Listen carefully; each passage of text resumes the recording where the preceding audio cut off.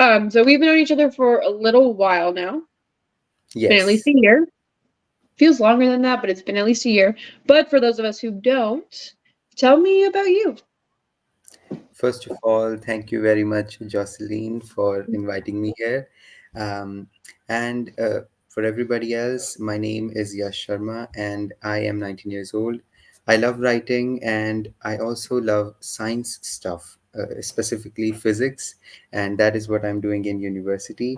But back to the writing part, I'm working on my fantasy novella and a horror novella. Which I hope I'm able to finish this year because it has been a lot of with the school, with the university, and all that. Everything keeps on getting delayed and all that, but Oh, I'm getting there. I feel like that's everybody right now. Yes. Um, but also tell me, because a lot of things that I've seen from you are these amazing covers and these graphic design things too. So you do more than just writing. So tell us about that too. Yes.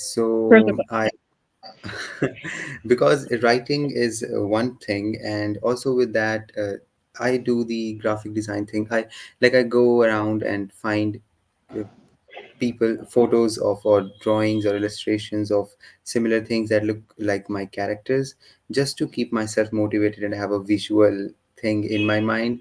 It keeps me going. It like I have something like these things are going to come to life when I finish writing that book, so it keeps me going. I love doing that as well. Yeah, And I that's the also thing. Like, go yes on. and I also help other authors make these book covers, so that's also uh, I take it to the plus side. Hmm. Like that's the thing with me is I get my covers way beforehand, so I kind of get the vibe of it. So I get it for sure. Um, so I do have a question. You don't Yes, have to answer it if you don't want to. I'm just curious. Um, why are you not published anymore? Like what? because yes, because first I wrote these stories when I was 14 or 15. Mm, I was actually very much why I got into writing was because I wanted to see something that I created in my hands as a physical book. mm, And just because of that, I just wanted to finish a story very quickly, get it out, and have it in my hands. So that's why I think that back then I rushed and I wrote the entire book. And there were obviously, if you rush things, and there are mistakes in that and all that. So I felt that that was all very rushed and didn't come out to its best. So after that, I decided to take them all down, take a break as well because my exams came.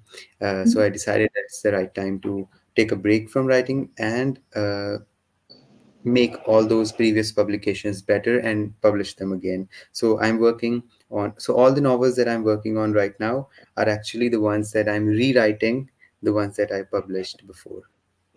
perfect. Sorry, I was just curious. Um,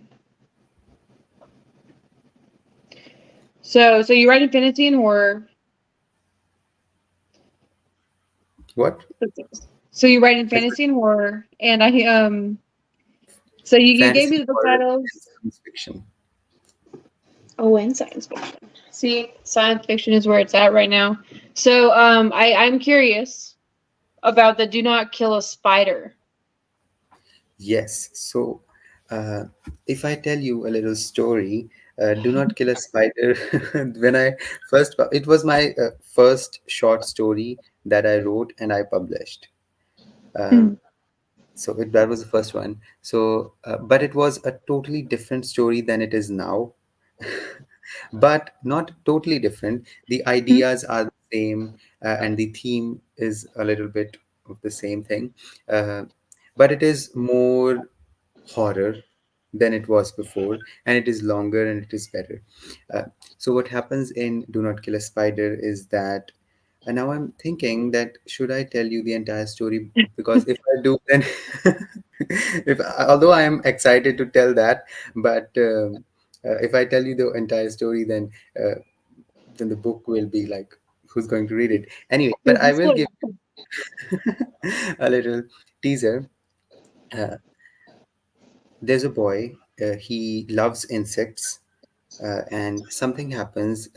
Something paranormal happens, and he has a grandmother who is somehow very mysteriously and deeply related to spiders, and she goes about doing a lot of things, a lot of bad things, and nobody stops her. Stuff happen, and in the end, uh, I will not spoil that for now, but something happens in the end that the readers will really find shocking and exciting. I feel that like that's the hardest question to answer as an author because it's like I'm super excited to talk about it because I think this great thing, but at the same time, I still want you to read the book. So Exactly. Always, I want to like. I'm going to tell you the entire story. You know, I'm meeting my cousin today, and I'm very excited to tell her this story because it's only been a few days. I finished plotting "Do Not Kill a Spider," so I was like, I'm going to tell you the entire story tomorrow when we meet. So get ready for that. it's good though that you have people that you can talk to the story about. That's always nice. Exactly. Yes, that's very important. You don't realize how great it is until you don't have anyone around you. It's like, well, okay. Um, so now let's look at this was a big thing that I wanted to talk to authors about because I mean, me personally, I don't feel like I have a process. I think I just do it, which isn't always a smart move. But let's talk about your writing process. So what kind of writer are you? Are you plotter, a pantser? Okay. So I have started this new thing ever since I took that break and decided to learn about writing and try different things. So I decided that with every book, every novella or novel or short story, I'm going to try a different approach. So Oh. yes, so also that way I'm able to explore different ways of writing and different approaches, and uh, see what story comes out better than the other. For Do Not Kill a Spider, it is plotting. I plotted each and everything, like every chapter is strictly written like this is going to happen in this chapter, that is going to Mhm. be the scene, and this is how the character is going to develop, then that is where this will fall, and all that. For A White Rose, which is my fantasy story, I had a little bit of plot for that, but most of it I just like pantsing. I did like whatever came to the mind and what worked best, like in the flow state. uh, that was for it. And also for A White Rose, uh, while I was writing White Rose, I was struggling with the problem of wanting to make every sentence perfect, you know, like Yeah. we all we always want each and every word we write to be perfect, and that doesn't get us anywhere because we spend so much time on the very little thing. uh, so that was what I was struggling with. I decided to fix that problem by just writing, no matter how many typos there are in the writing. I never stopped my hands from typing the keys and just kept it going. That got me to finish A White Rose. But then I will admit the editing process was painful. All those typos, like when editing the second draft, I was like, what did I write? Like, this word doesn't even make any sense. It's not even that word that it's supposed to be, then I have to read. But I was happy that I got it done. And then I did editing where I fixed all those typos. Then I did the editing where I made it a little better. Now I'm in the part where I'm adding things that need to be added and doing the finish touches and all that. So as soon as that's done, that is what's going to be out. Nice. So, so you've tried two different ways. Which way do Yeah. you think worked better for you? the plotting or the?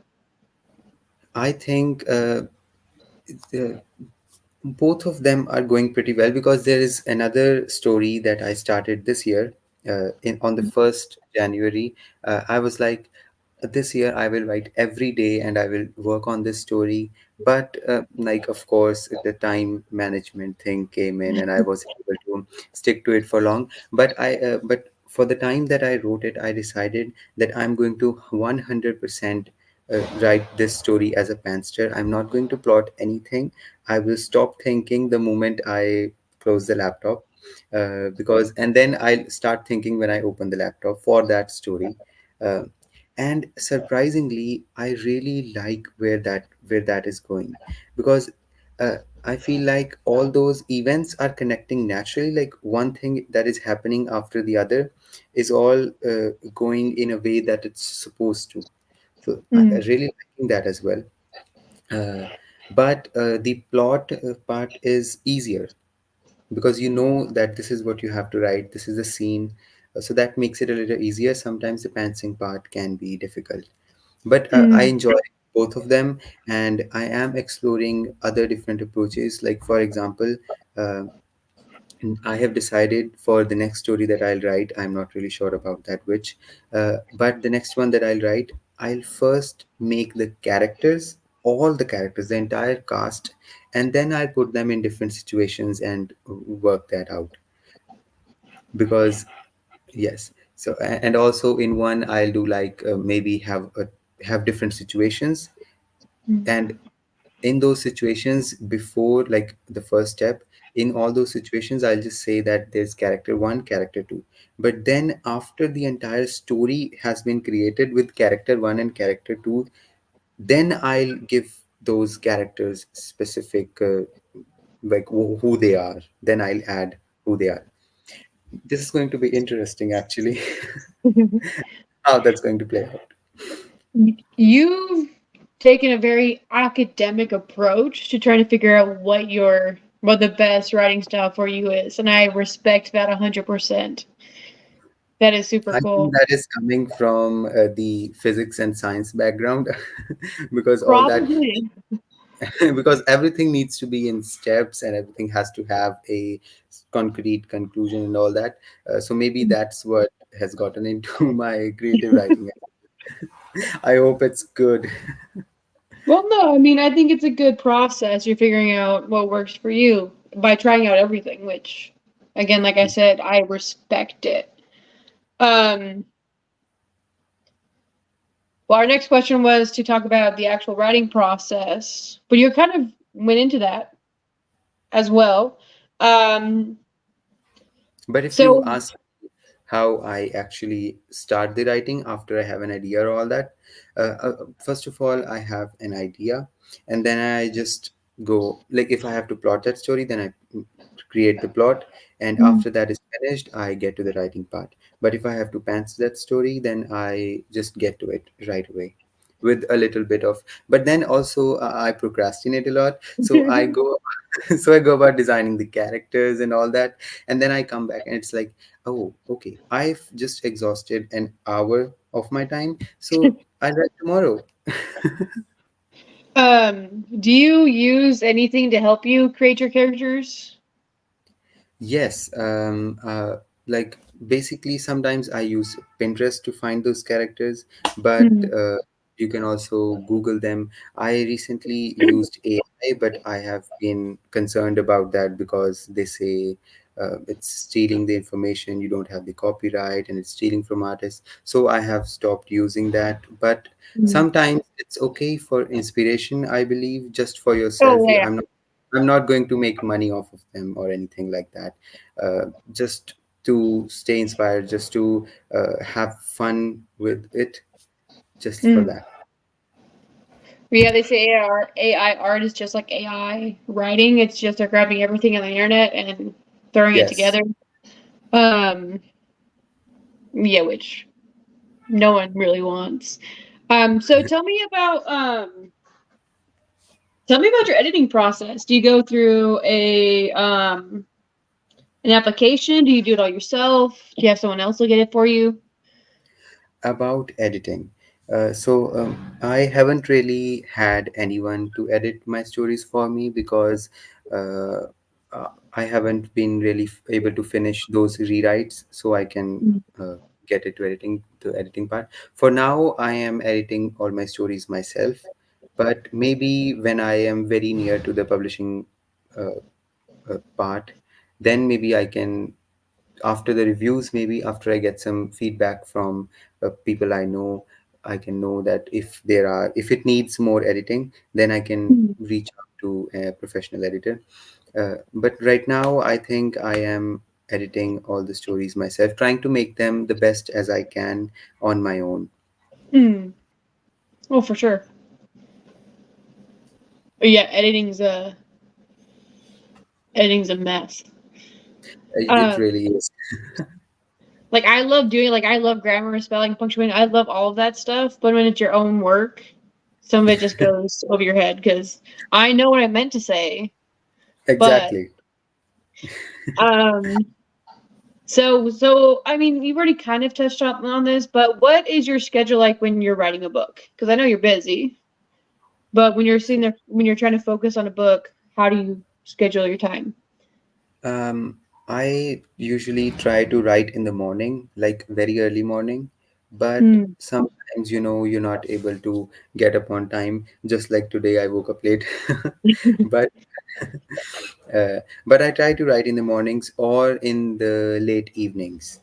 Sometimes it is very rare, like when I'm outside or when I'm free, then I pick up my phone and open Google Docs and start right, like whatever comes to my mind, because something is better than nothing, Oh yeah, I yeah. get nothing. So yes, also it keeps me like it could eventually become a habit of utilizing that free time to write and use it productively.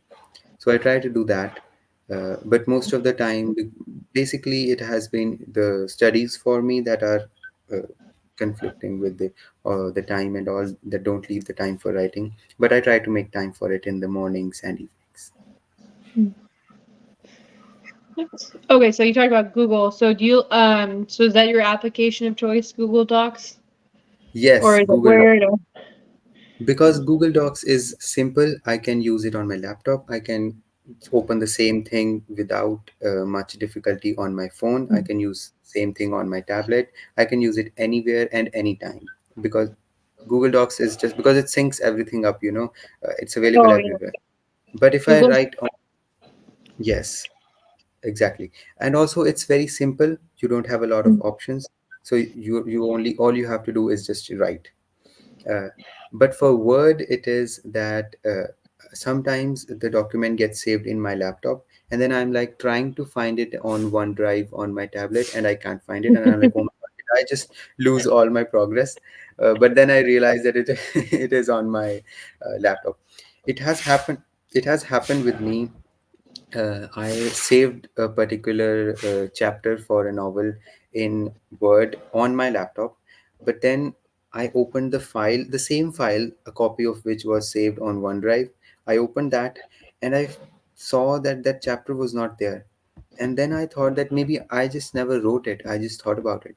So I wrote that chapter again. Now I had two copies of the same chapter in two different documents. It's like yay! Oh my goodness. And that is the perfect way to describe Google versus Word. Google is very user friendly, but with Word Exactly. you can do more things with it if you know how to mess with it. Yes, after I finish my writing on Google Docs, I copy all of that and put it in the Word so that I can Mhm. format it for publishing and all that, like create. Yeah, I do find formatting easier in Word than Yes, it is in Google Docs. it has more and fancier options in Word. Yeah, yeah. So yeah, Word is slowly becoming a thing of the past. Google is taking everything over. Yes, because it's just so accessible. Well, yeah, and if you partner up with someone, you can share the doc and work on it at the same time. That saved me in Exactly. college. Exactly. That was when I first got that. Oh, my mind was blown. You can give edit access. You can send it to someone who can comment on your writing, so they can leave feedback, in other words. Mhm. Also, Google has this option where you can leave reactions to emoji reactions to Yeah. certain paragraphs or sentences. I find that fascinating. Then also you have that tab where you can download it in Word. So either way, Yes, it works no matter exactly. what you need. Sorry, just we're promoting Google right now. Sorry, Microsoft. Okay, so let's go back to your books. Um, so for either one you want to talk about or both, what inspired you to write them? Okay, great question. I will talk about a white rose first. So we had this poem in when I was in maybe ninth grade or 10th grade. It was a poem in Hindi language. It wasn't English. It was in Hindi. Um, it was about a father who had a daughter who was dying, and she wanted her, and it was her last wish to. Just a second, I'm getting some error. Sorry, sorry about that. So it was the daughter's last wish to get a flower from a temple, like they were a religious family from a temple, and she wanted her father to bring her that flower because it meant a lot to her. So that father goes there, but actually the thing was that during those times the setting of that poem was when there was a lot of discrimination going on for the people who belong to the lower caste, and that father, that family was of the lower caste. So that was actually a very emotional poem, the all the things that the father had to go through, listening from people saying stuff about him when he went into that temple, saying that he doesn't belong here and all that. But human emotions, right, in the deepest form, everybody is the same. And that poem actually really touched me. And so I thought that maybe I can do something similar. I wasn't going to touch the issue of the caste and all, caste discrimination and all that, but I wanted to add a fantastical element to it. So I used that. So that was my inspiration for the story. In my story, there are elves and wizards. So it's actually a father who is an elf, and her daughter, oh, sorry, his daughter, is dying because of a mysterious disease that has spread in all of the elven community.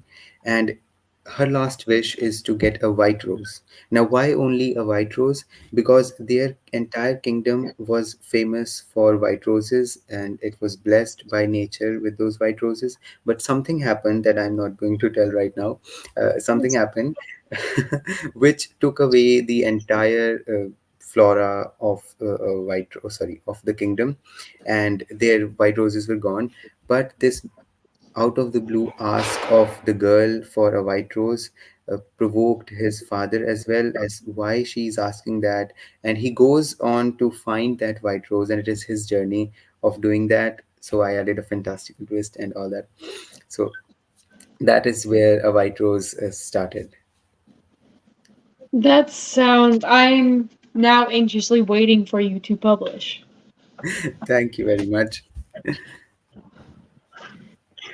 But for a sorry, not for a white rose, I have talked about that. For Do Not Kill a Spider, the horror story, I just saw a spider on the wall, and I was like, okay, how about I write a horror story about you? Uh, and I wrote that story, the one that I wrote previously when I was 14 or 15. Uh, but then today, sorry, not today, now, Mm. when I'm rewriting it, I wanted to do like a psychological, twisty something kind of story Mhm. with the same elements that I used before. So I did that, and I made it into a horrifying, scary, dangerous, terrifying tale. So, this really just had. Ah, I hate insects. So, Thanks. uh, So, so Do Not Kill a Spider is actually a part of the different series of novellas that I am planning, like for different insects. Now, the story Ooh. isn't really going to be insect centered, but it will just have that element of that particular insect. For example, Do Not Kill a Spider has a as a spider element, and Do Not Kill Ants will have ants, butterflies will have butterflies, so something like that. I have yet to work on that because like I told you, Do Not Kill a Spider, I just finished plotting it. So also it is very fresh. There might be a lot of changes in that. I haven't even started writing it, I just plotted it. So let's see how it goes. Do not For kill butterflies. what? Yes, you butterfly. I'm curious how I'm going to use that because butterflies are insects that people like, not ones that don't take. Exactly. Yes, it's going to be a challenge, but it's going to be an interesting challenge. Yeah, as long as it's interesting. Yes. So, with your fantasy novel, what kind of research have you done for it, or did you have to do any research? For the fantasy novel, I really didn't have to do a lot of research because I knew that elves could live forever. Mm, So also in the story, the challenge was to make the fact that elves were dying believable because elves live forever. So that was one mm. challenge. Um, also the wizards in my story live for only and exactly 100 years. So that's also an interesting element that is described in the story only. So for a White Rose, I didn't really have to do a lot of research for fantasy one, uh, except for when I had to maybe learn about different creatures. If I had to add some, just Yeah, that. But for the spider one, I'd have to say that I did explore different mythologies and try to maybe connect the spider in my story with like a pre-existing something that already exists, and I did. Uh, so that was actually the spider one was more research centered. I had to explore different stuff for that. that's I interesting. was That's Yes. interesting to me because you'd expect the opposite. That's cool though. Spiders. Boy, I also ended up watching a couple documentaries, Nat Geo documentaries on spiders, and oh my god, I had to sit through all of them, those terrifying creatures. like no. Oh Can you yeah, believe? Can you believe there is a spider that is bigger than my face? yeah. Are you talking about the ones in the huntsman spiders in Australia? Oh, I think that Yeah, I'm not those sure if are I. huge. Yes, they literally eat rats. Okay, and so wherever those are, I'm gonna stay far away. Yes, exactly. I'm never gonna leave where I am. Could you imagine? Oh, I thought tarantulas were bad. Oh yes, no, Mm-mm. no, thank you. Okay, so let's move on a little bit. Okay, so what's the most valuable piece of advice you've ever been given for your writing? Great. So I will have to say that all the advice that I have received from the writers that I consider are better than me because when I started out, I was just 14, 15. No, I knew nothing. So all the criticism, all the advice, all the feedback that I've gotten has definitely helped me, even if it has helped me a little bit, although all of it has helped me a lot. I believe that all the advice that I've received is extremely amazing, and it has helped me get better as a writer. But a few that stuck with me for like very well, like it hit me like, okay, that is good. That was one that you should not stress about your writing. You should enjoy it. It isn't something that you have to get it done. It is something that, okay, wow, that's fun. I have to do it now. Yes, great. Let's get to it. That is how your approach to writing should be, as if, because you have to enjoy it. You're doing it for yourself, you're doing it for the story, you're doing it for fun. And I also had trouble, like you said, I have an academic approach to all that. Uh, so I had trouble connecting different themes, because when you're writing a story, you want, sometimes you want different messages to be delivered from that story. You want your characters to symbolize something or different, all of that. uh, so I was worried if my story was able to do that, and it wasn't just things doing stuff and just people going here and there. I didn't want it to be just simple, bland, all of that. I wanted it to have a deeper meaning, especially the White Rose one, because it is an emotional one. uh, so I asked my English professor if if I'm doing that right, or how do I do that. And what she said to me was, it should come out naturally. It shouldn't be forced. And that is actually applicable to so many different things. You should never ever force something, that because if it isn't natural, if it isn't organic, then the readers also will sense that sooner or later, or the critics definitely will. So exactly. So keeping it real, keeping it natural, keeping it organic and not forced is actually the best piece of advice that I received, and it really struck me. And since then, I have been trying to find and discover different elements from my story, instead of picking different elements and forcing them into the characters or the story. That's the best way. You're around some smart people. That's like the smartest. Yes, The exactly. smartest and like the nicest way to say things. Like if it's not coming, like wait up. So, what's the best way to improve your writing? Just right. Yeah. Stop.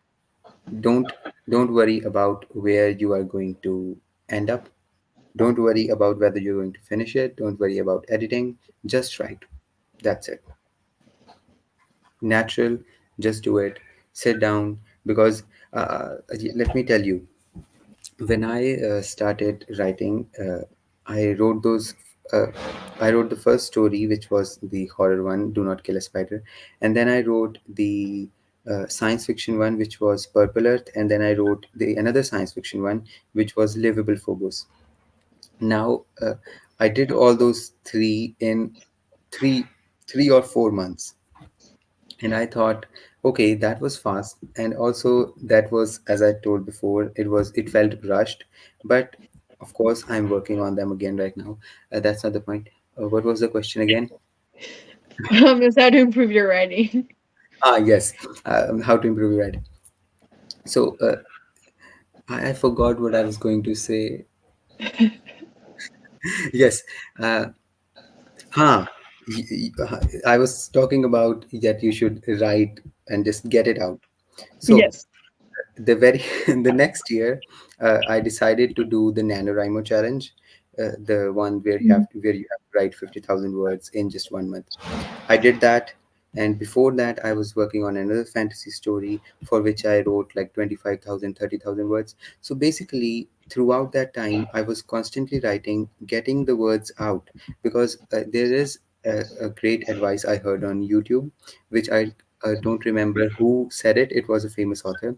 They said that you should let the not really bad, the not so good stuff out first, so that then the good stuff will start flowing out. Because when you have written those words where you have made all the mistakes, then you're going to learn from them, and the next stuff that's going to come out of you will be, obviously it will be great, it will be better, and it will keep getting better.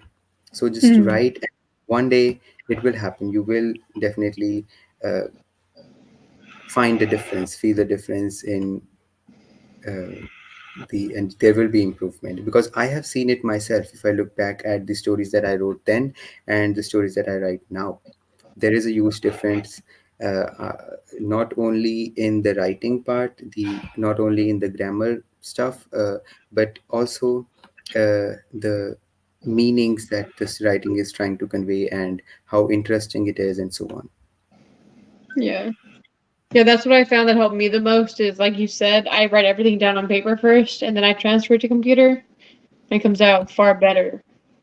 That is actually Significant. very amazing, but it's also a lot of work. But at the same time, the more you do, the better it is going to be, Hmm. right? Oh, So I when you agree 100%. because when you've written it out on paper, and then when you're getting it on the computer, you're not only writing it again, but when that writing it again part will actually provoke you to think about what you wrote again. So that then the rewrite is definitely going to be better, and you're going to learn and find out a lot of new things. I bet you have. Oh, yeah, I was literally just doing it today and I started like typing what I wrote. I'm like, wait a second, this doesn't make sense. Let me rehash that real quick. Exactly. Yeah. Um, okay, so what has most helped you and what has most hindered you? Time Oh hindered, my God. and time at the same time helped. Yep. Because uh, it is only now that I have a little time to work on writing. But before that, I had a lot of time. Before university, we had a long break after school, so I used that time to work on my writing, work on freelancing and all that. But before that as well, when I was younger, my classes weren't so serious. I was able to easily do well in them, because in the lower classes it's not that hard and the pressure isn't so much. So I was Mhm. able to make time for writing. That so that burden was less, and I was able to get more done. uh, but now the biggest hindrance is time. I don't because I take up a lot of things. I'm like, I have to get this done, I have to get that done. So in all of that, writing gets way down in the priority list, and sometimes end up not getting done at all. Yeah, I'm surprised that you still have time to think about sending me stuff too, because I know, as you said, you're very busy. That's yeah, time kills most things, I find. So, what do you think are some common traps for new writers or new authors? Like nowadays, I will have to say the AI thing, because Oh, yeah. they're like, I have the story idea, and why not give AI a try? But if you give it if you give it a try once, then you're going to be wanting to go for it again, and eventually whatever you create from that, you are going to be disappointed, and that guilt of it not being yours is going to be there forever. So don't use AI to as an escape and get your stuff done quicker and claim it as yours. That is totally wrong. But you can of course use it to learn or research Hmm. for your stories. Like, research is definitely okay. That's what it should be for, because if you're not using AI at all, then that's actually not good for yourself. That's just not okay. You can use it, of course, for research purposes, for learning things. Like, when I was, like I told, for the spider thing, I used it to learn more about the mythologies and all that. I was like, Hmm. why don't you tell me about this, or take me to the YouTube video or lecture or course where I can learn about spiders and all that. Hmm. Also, I think that is what is the main concern today. That is, Yeah, and new writers should not really be lured into this easy way of getting things done. They should. well, yeah, and it begs the question if they're just trying to make money while writing or if they're actually wanting to write. Exactly. Because I don't Exactly. write my books to make money. I literally just like the process of going through the story. And I want the physical Exactly. book in my hand. If people buy it, awesome. If not, it's for me. Yes, I have created something that I can be proud of. That is Mhm. what your end goal should be. People reading your book should be your goal, not people buying it and you getting money from it. Like, I honestly gave away so many books that I previously wrote when they were published. I gave it away to my friends, I gave it away to family, just because Mm. I wanted them to see and uh, appreciate what I had worked for and know the stories that I had written, and for the stories to get out in the world, to be in as many minds as possible, and to be able to live there for as long as possible. 100% agree. Yeah, AI just hinders what could be a good story. It hinders it. Um, so this is a big thing for me because I have to be very careful. Because when I listen to music while I write, I end up writing the lyrics out instead of the story. Oh, I don't know yes. why. That's just what happens. So, do you listen to music while you write? I only listen to music that does not contain lyrics. Mm, smart. Like, there, there are so many playlists on YouTube and also on Spotify that are like, they also have the title as something very intriguing, like you are a 19th century villain who just won. You know, I I've listened to the same one. I swear. I have those on my watch later. That sounds so familiar. watch later. I also add them to my watch later. I'm like definitely going to listen to this because when you open them, the very first 5 seconds are so good. It actually makes you feel like you're a 19th century villain writing out that story. We have the same YouTube feed. That's Great. hilarious. Oh yeah, those Exactly. keep popping up, and then sometimes it's like you're a time traveler that's stuck in the wrong century, and it's like, oi, that one took me for a ride. Um, Sorry, I'm just, yep, okay. So, what helps you most focus on your writing? Is it the music, or is it do you go to a secluded place? Because when you look at all this writing advice, it says select a certain time to do it, select a certain like a different place, like a workplace that you set up for work, so you don't get distracted. What do you do to focus on your own writing? Okay. I think yes, music is something that helps me not listen to everything that's going on around me, because sometimes the family is around and they're talking, and when you're writing you hear them and you get distracted because you know what they're talking about, and then it makes you feel like you are in that conversation and you have something to say, and then that gets your mind occupied and you get distracted from the writing. So I put on the headphones and zone out from the outside world and just focus on the laptop screen and start writing. Also, but when I don't want to do that, as I said, I write in the mornings when nobody else is up and it's Yeah. quiet. Also, the world outside is also quiet, so there's no disturbance from outside either. But there are dogs barking on the streets. I can't stop that. It's like, come on, it's 6 in the morning. Go to sleep. Exactly.